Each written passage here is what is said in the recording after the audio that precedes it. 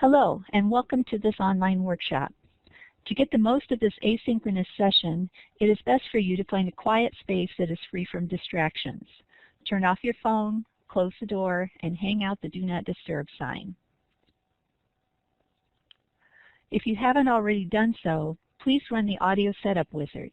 I will check that there is a red button that tells me that this session is, in fact, being recorded for our virtual listeners. If you want to view this workshop later, you can find it in the Pilot Live archives in our pilot course. Please give me a green check mark if you see Quality Check in the upper right corner of your screen.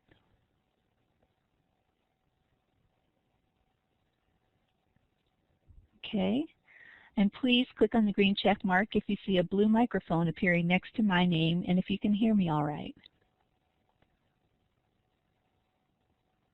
Thank you. As you come and go from this live session, please lower your electronic hand after you enter the room.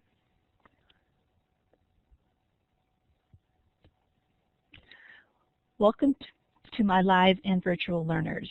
This is the third in a series of 3 presentations that are based on our text, E-Learning in the 21st Century, a Community of Inquiry Framework for Research and Practice, written by Dr. Randy Garrison. Today we're covering chapters 7, 8, and 9, and we'll be talking about the application of the Community of Inquiry Framework to blended instruction. It's Sunday, February 5th, and my name is Cheryl Silcox. At the completion of this workshop, you should be able to discuss the reasons why you should use both face-to-face and online discussions in your blended learning classroom, explain how we use the 4 methods of communication to acquire knowledge, and offer examples of ways to implement the 7 principles of the Community of Inquiry model to course design. Okay, before we get started, let's do a short icebreaker. Using the whiteboard tools, I want you to write anywhere on the board the answer to this question. What are the 3 most significant characteristics of the best teachers or trainers you've ever had? We'll take just a minute to go ahead and do this.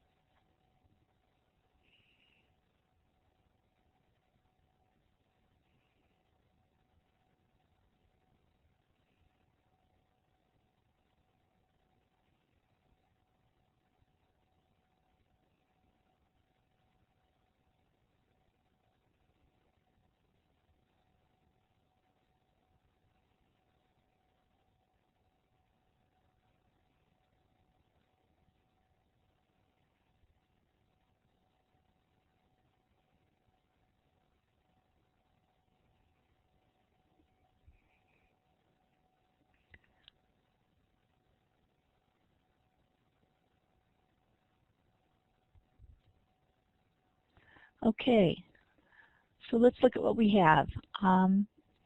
Someone said attentive, understanding, and helpful.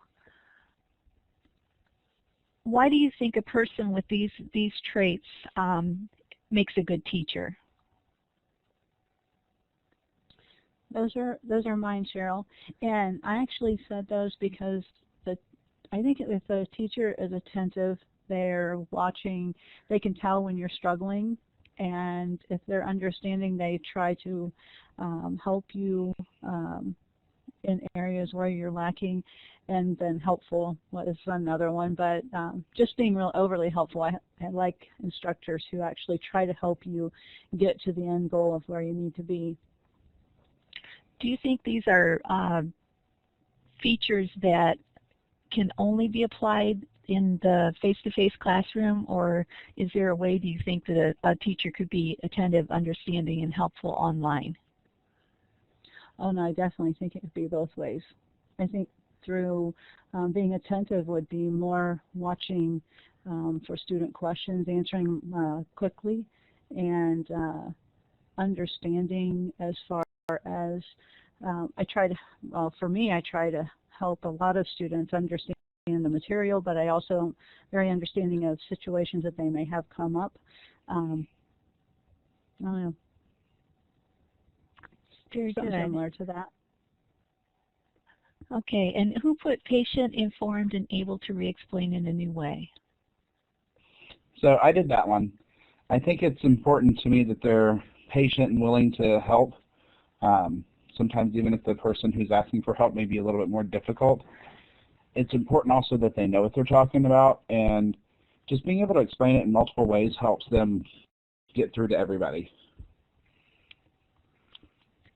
And we do have to be patient with the students who do need a little more help than others.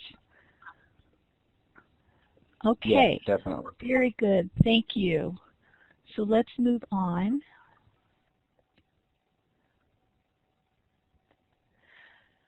Blended learning combines online and face-to-face learning experiences. It involves the use of digital instruction in addition to traditional classroom methods and provides students the opportunity for deeper and more meaningful learning.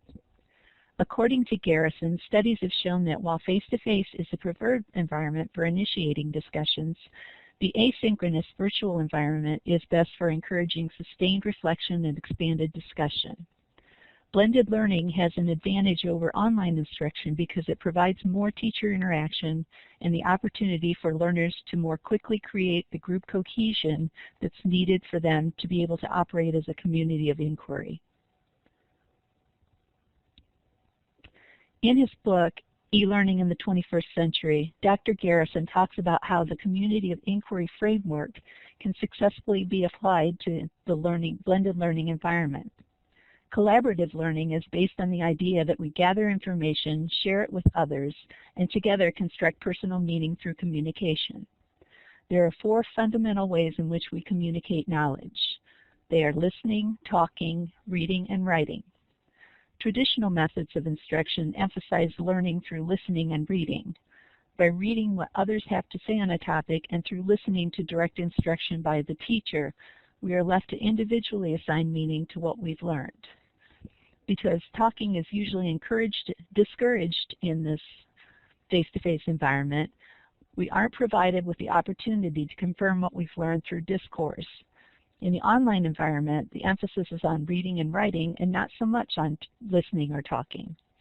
In this environment, it is possible to learn collaboratively because we are not only learning from others, but we are contributing to the conversation. Okay, let's do a really quick review. According to Garrison, which type of learning environment works best for initiating group discussions? Give me a green check if you think it's online, or a red check if you think it's face-to-face.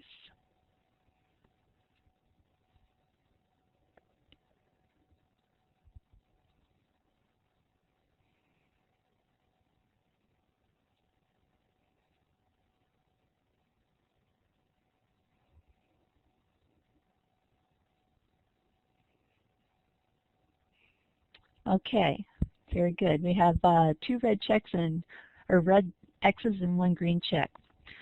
The answer actually is that the face-to-face environment is best for initiating group discussions, but the discussion then should be continued to the online environment to sustain deeper reflection and a higher level of discussion.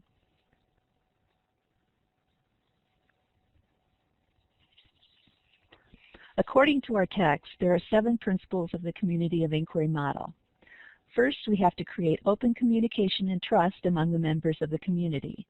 Every member should feel safe to express their opinion, knowing that they won't be inappropriate responses from the group. Second, the course should be designed so that there is the opportunity for critical reflection and discourse. We have to create a sense of community and cohesion among the learners, and we have to establish inquiry that is intended for a resolution. We also must make sure that respect is maintained and members of the group are meeting their individual responsibilities. We have to make sure that there is continuous progress toward the resolution of the problem. And finally, we should assess the group's progress in such a way that we ensure that the intended outcomes are met. In designing a blended learning course, it is necessary to first establish a curriculum, then identify resources and technologies that will be used. The technology should be transparent, meaning that it should add to the educational experience, but not to the point of the exercise. We have to design both collaborative and individual activities and set time frames for their completion. Finally, we have to clearly define our goals and expectations and develop assessments that give us a clear idea of whether those goals have been achieved.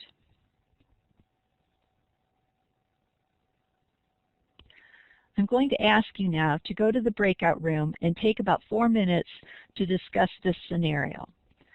Please type your answers in the white space. Virtual learners, please pause the recording and write down your response on a piece of paper. Include this in your missed class summary. If you need me to move you to the breakout room, I will. I'll set a timer for 4 minutes and give you a warning when you have 1 minute left.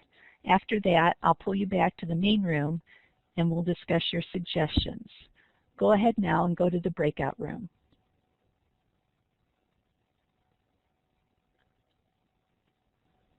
Okay, so Jason, did I hear you say that you were doing this at work right now?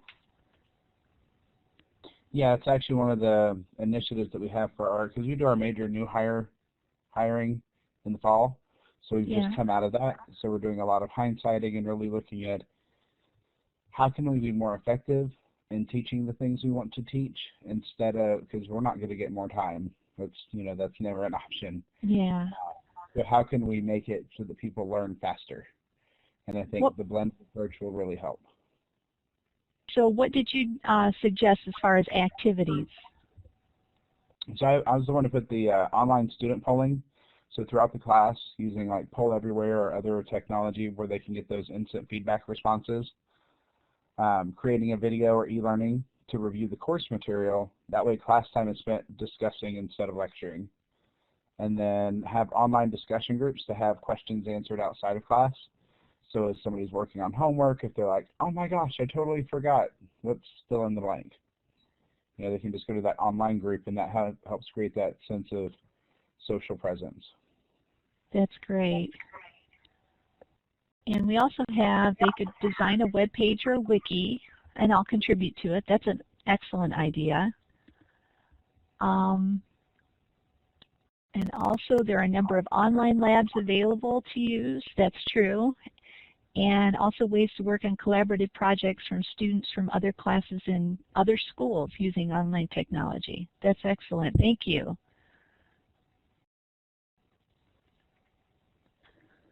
Blended learning offers the best of both online and face-to-face learning experiences to our students. Discussions that are initiated in class can move online and be sustained to promote deeper, higher-level reflection. As humans, we acquire knowledge by listening, reading, writing, and speaking. The traditional classroom environment was based on mainly reading and listening, but blended learning offers us the opportunity to share our knowledge by speaking and writing. With the ability to exchange information like this, we can build meaning collaboratively and make better progress towards solving the problem.